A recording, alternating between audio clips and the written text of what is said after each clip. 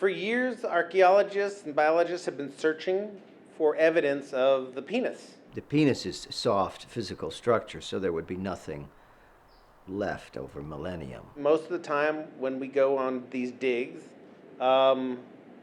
we mostly find bones. We find skulls, we find shins, we find hand bones. We don't find any penises.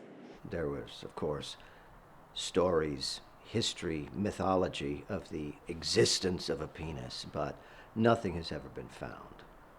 The penis is problematic, and the quest for a penis even more so. As in the Heisenberg uncertainty principle, the closer the examination is made, the less direct the examination can be. What I mean is that the more a man became aware of his penis, it would disappear.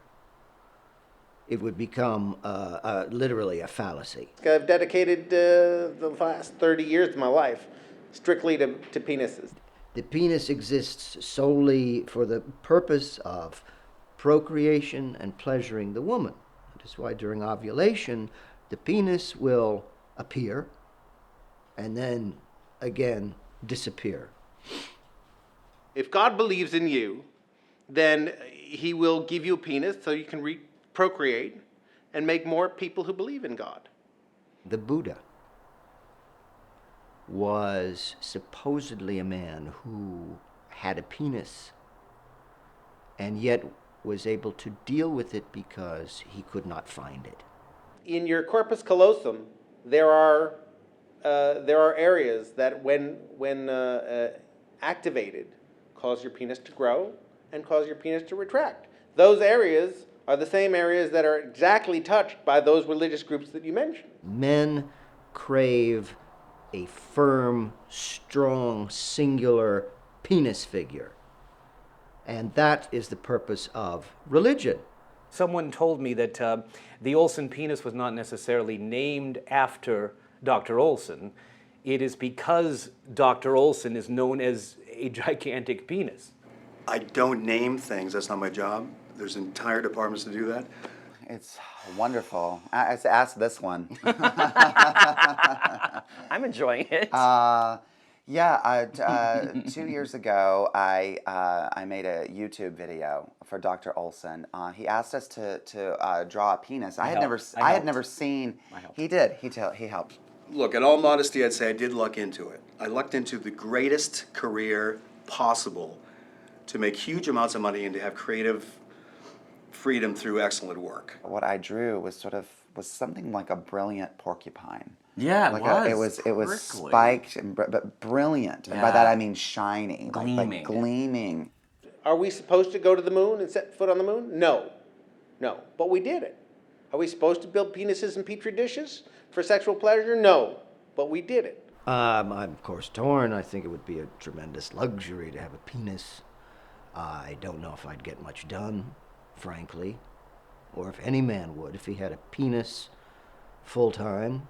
In the past 10 years since the Olson penis was introduced to society, there has been a 10 to 15% decrease in productivity among male members in the workforce. Historically, men don't have the same sexual rights as women.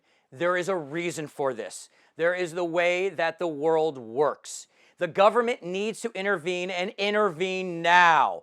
While some Americans may not feel that government mandates forcing them to pay for the Olson penis are an infringement on their religious beliefs, others consider it to be an assault against their freedom of conscience. President Brown, do you have an opening statement? We oppose the Obama administration's employer mandate requiring that all health insurance plans cover the Olson penis transplant for one reason. Requiring our plan to cover individual stem cells and skin grafts to create an anti-rejection Olson penis. Unique to each man, will destroy mankind. Penises were designed to grow for procreation and retract immediately thereafter. I mean, that says it all. I mean, stem cells and skin grafts. Cutting up penises is unpleasant on the surface, and so it doesn't seem like it would fit the criteria for the greatest job in the world. I think there are limitations to science, and I say this as a scientist. I don't think that science can ever create a penis that will equal the religious creation of the fervor ecstasy penis. The pleasure factor in me, that I'm giving men pleasure and actually creating a life of meaning in people with money who are the most miserable people in the world, makes my life the greatest life ever that can be conceived of.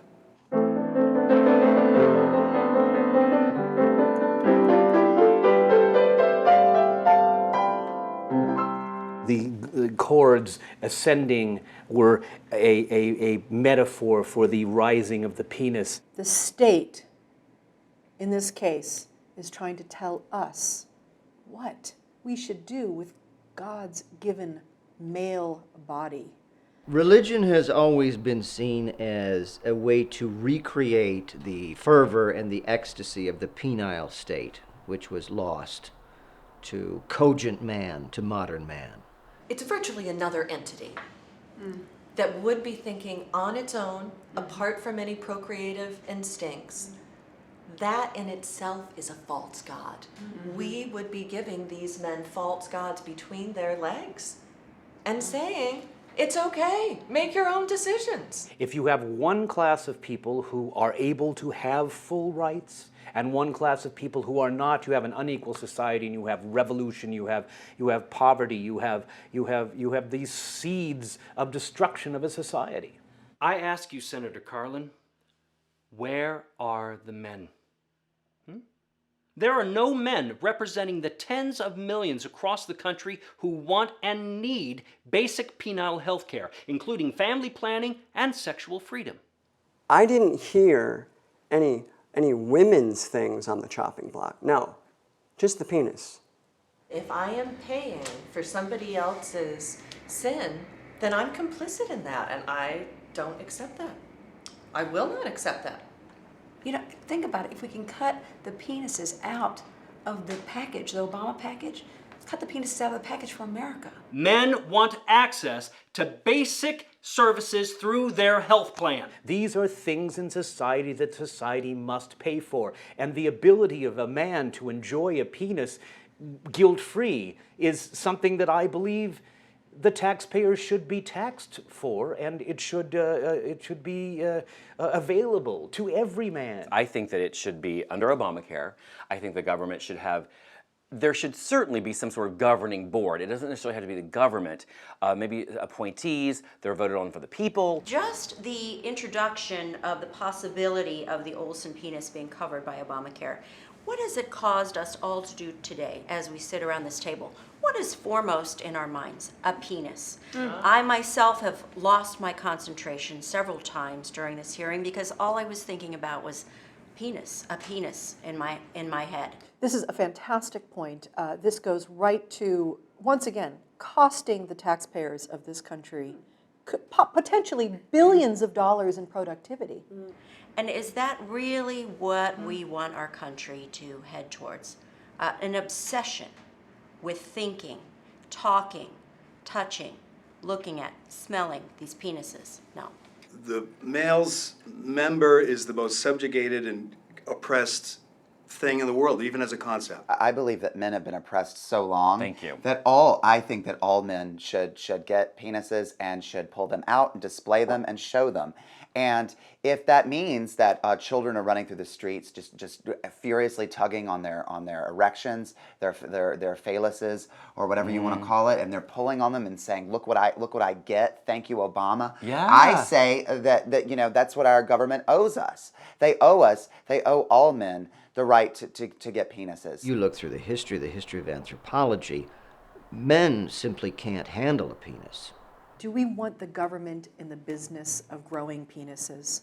Within this culture, obviously, there's immense forces against sexual pleasure because of religion, because of crazy creeds and nonsense. We will not be forced back to the dark and primitive era when we had to get back alley penises that killed thousands of men because they were illegal. They were all badly made and usually caused lead poisoning in the person who used them, and men were so desperate they were willing to do anything for a penis. The male member is basically being liberated So it's a freedom issue. And women get the sexual freedom, and I'm not hooray for everybody, but I need that too. And this Women can just go out in the streets and have so much, just have sex with anybody that they want. All They day flaunt it in long. our faces. It's all over television, just women and sex. And them flaunting it. Women have always been free to use their vaginas, to take them out in the world, and just, I'm going to take my vagina out and use it all over the world, and they can handle it. I want you to go without your vagina for a few years,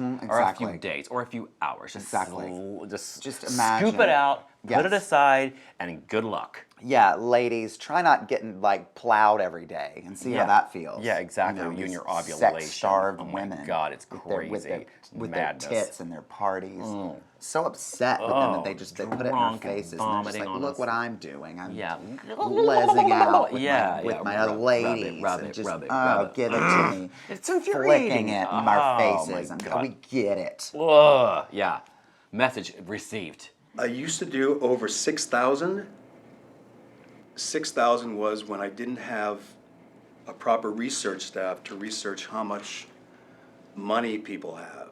And where does it stop? We have one penis, why not? They could have two penises, they could have three penises. All of a sudden we're paying for all of these men to have up to 10, 15 penises. And the ones with the money and the power are going to want a lot of penises. And they're going to have more. Here's There's my going to be Christmas penis, everywhere. here's my Friday penis, here's my February penis. Holiday penis. And already we're going against, as you, Most Reverend Rowe knows, God's plan for the male body. And what of the women who are trying to do the laundry, taking the kids to school? Are they going to be riding in the car on their husband's lap while his penis is inside of them at these times of the months where she's not fertile?